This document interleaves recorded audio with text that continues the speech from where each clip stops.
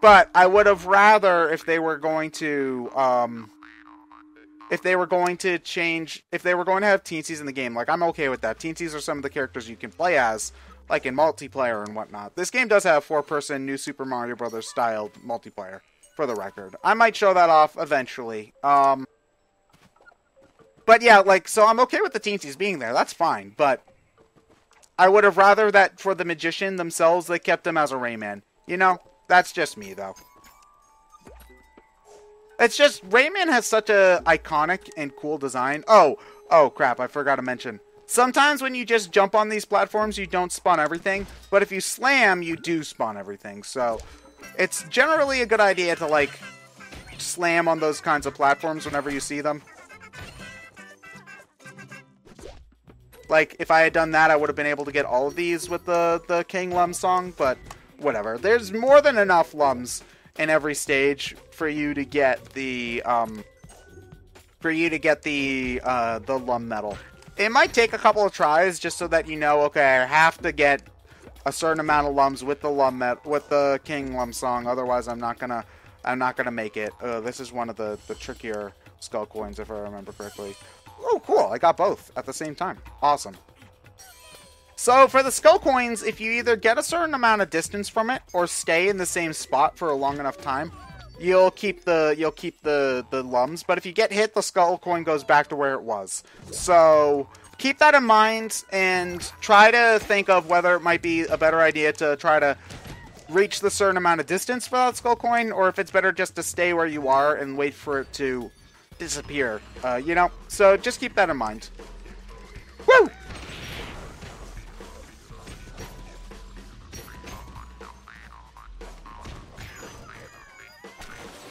There we go. See, we're already almost halfway to the to 300 Lums, which is again what we need for the Electoon, second Electoon, the second Lum Electoon. Ugh. Man, this game has weird names for stuff. There we go. What? Oh, phew, that is not how you're supposed to get that skull coin, for the record. But, you know what, whatever, it worked. I think you're supposed to, yeah, that's what you're supposed to do. That platform goes down and, like, tries to crush you when you get the skull coin, because, you know. Oh, tense. The first parts of this game are not too challenging. Don't worry about it. Not that the game is, again, not that the game gets very difficult very quickly. And we'll see exactly why soon. Ah, damn it. Okay, hold on. Okay. There we go. Ah. Okay, come on. Nothing else in here? No? Really? Okay.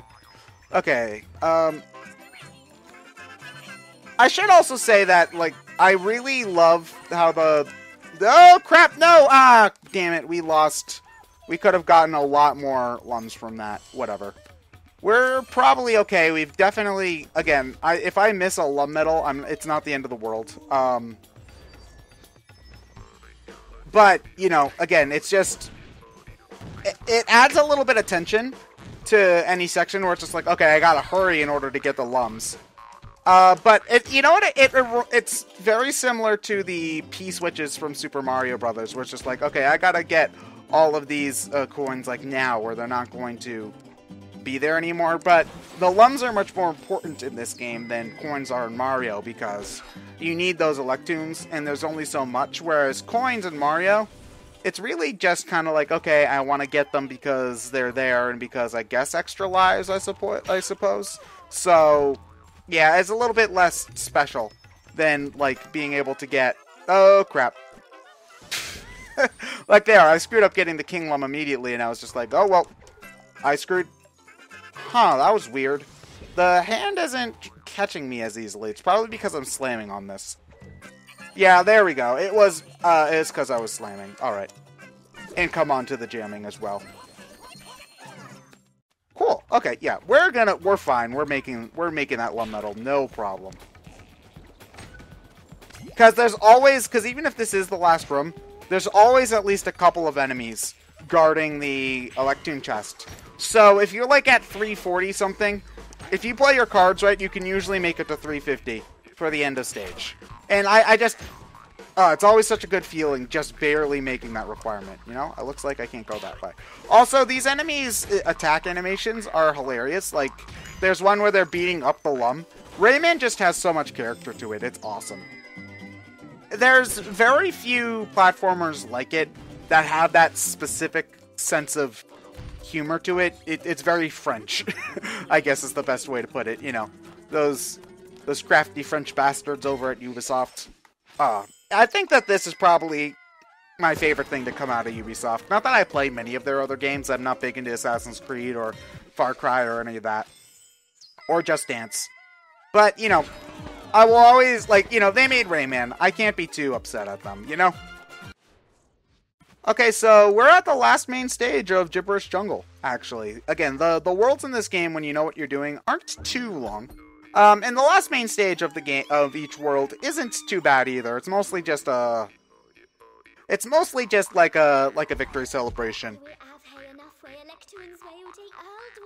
I also love how everybody talks in Pig Latin. It's you know, again, like, this isn't the kind of game where you would need full voice acting, but every line is technically fully voiced. It's not like, even like Banjo-Kazooie where they reuse voice samples. It's like each level is fully voiced, but in Pig Latin. I love that. I love it. This game's fantastic. Oh. Whoop. Yeah, so each Electoon Bridge level is mostly just kind of a rush to get as all of the Electoons as possible, because these stages are a little bit different in that there's really not many enemies. It's mostly the Electoon Lums that you're trying to get, and yeah, it's just so much fun. Yeah, I'm probably actually not going to get the max Electoon score for this. I think it... Actually, I might. If it's 175, I might make it.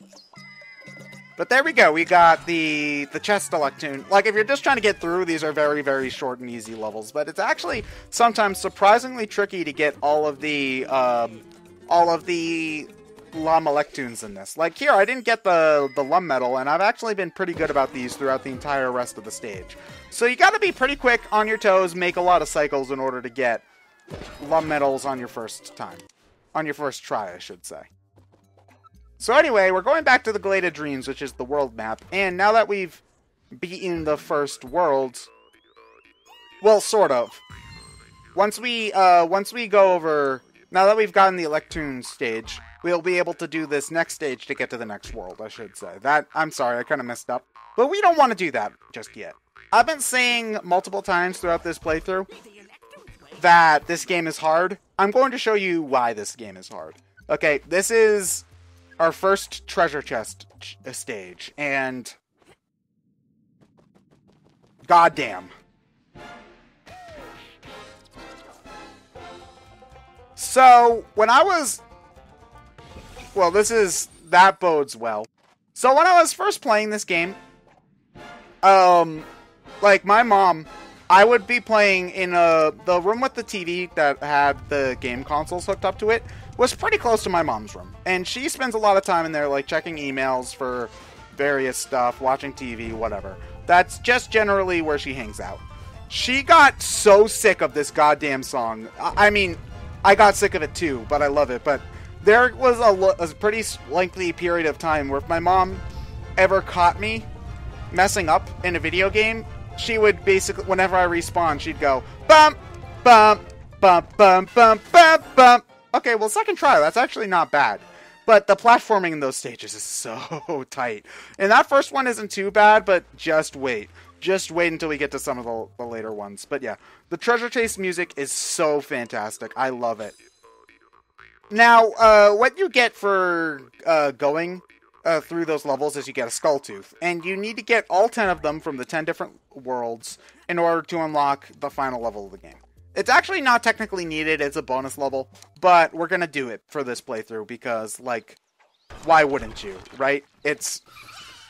I'm sure you all want me to go through that, so, yeah. Anyway, this is Mosquito. If you've played the original Rayman 1, you'll recognize this guy. I actually think he's in Rayman 2 as well. And we get random side-scroller stages.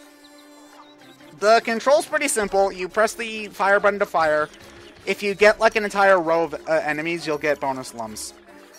You can also press the Y button to suck in as well, and you can do that to do later things. It's generally not needed in the early parts of stages. It's more for like boss type stuff. But yeah, it's mostly just trying to shoot and get as many points as possible, because there is a lum total at the end, and you do need them to get certain Electoons. These stages aren't easy either, especially if you're like me and you're not particularly good at these kinds of games. Like, I never really played much Gradius or R-Type or any of those kinds of games when I was young. I just, I kind of grew up in the N64 GameCube era. There weren't really a lot of those kinds of games out there. So most of my shoot-'em-up experience comes from playing Kirby, actually, which might be sad, but, it's just kind of is how it is. But yeah, one thing that I do like about these, though, that makes it kind of feel a little bit different than other standard shoot-'em-up sections, is that your shots bounce. They bounce off of angled walls, and you can kind of like ricochet them in order to hit things that aren't necessarily straight ahead. And I just find that really cool. Also, I love all the different Rayman 1 enemies that they bring back for this first world. Like those guys with the guns, they're from Rayman 1. The guys with the helmets, they're from Rayman 1.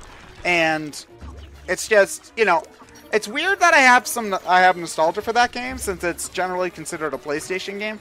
But, and if you know me, I've never really played too much on PlayStation. But I had the game on Game Boy Advance, and I played it a lot as a kid, even though I could never get past, like, the third world. So, yeah, it's just a game I have a lot of fondness for, a lot of fond memories of. Even if Bandland is practically impossible at points. And, oh man, I don't think I ever even got to Picture City as a kid. If I did, I never got far.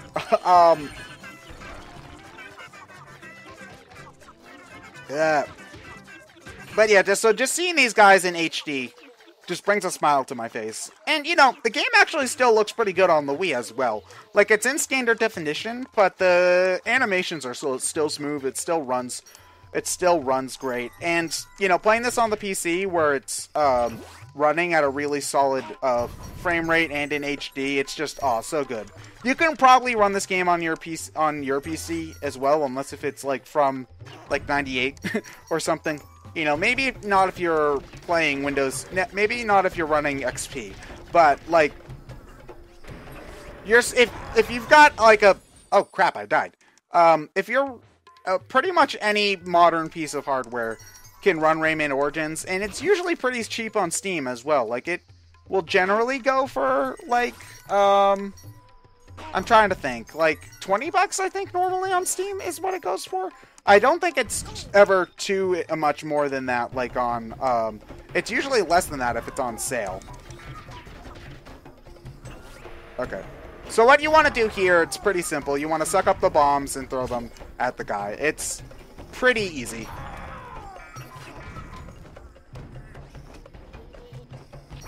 Okay, come on. If you could die, I would appreciate it. I'm not even... Okay, no, you do need to use the bombs to get him. The music does speed up as you're doing more damage, though, which I appreciate. Yeah. And he drops a lot of lums when he dies. And cool. And we definitely gotten enough lums to beat the... to get all of the... To even get the lum medal, actually. So, yeah. For anything other than a short level, it's always 300 lums to get all the Electoons, and then 350 in order to get the lum medal. So...